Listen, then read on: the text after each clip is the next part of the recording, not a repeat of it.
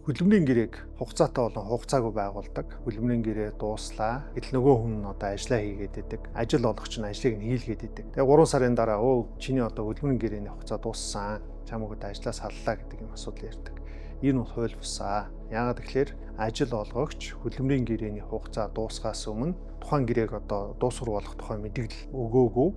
Та ажлаа үргэлжлүүлэн хийсээр байгаа бол гэрээ анх байгуулагдсан хугацаагаараа сунгагдсан гэж үздэг. Тантай 1 жилийн гэрээ хийсэн бол 1 жилээр, 2 жилийн гэрээ хийсэн бол автоматар 2 жилээр сунгагдана гэж үзэх ёстой. За хоёрдугаарт нь нийгмийн даатгалын шимтгэл хөлөх хуулийн залт байна.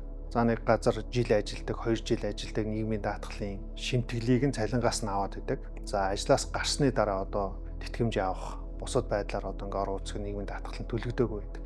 Тэгэхээр энийг одоо ажлаас халагдахаас өмнө заавал үзэж шалгаж явах ёстой. За 3 дахь асуудал нь юу вэ гэхээр илүү цаг ажиллаулдаг ийм асуудал түгээмэл байна. Тэрс мөн одоо төрийн байгууллагууд тийм ээ. Өглөө дарга нар бол ерөнхийдөө нэг 10-11 ч юм уу өдөөс хойш ирээд хүмүүсийг тараахгүй суулгаад иддэг.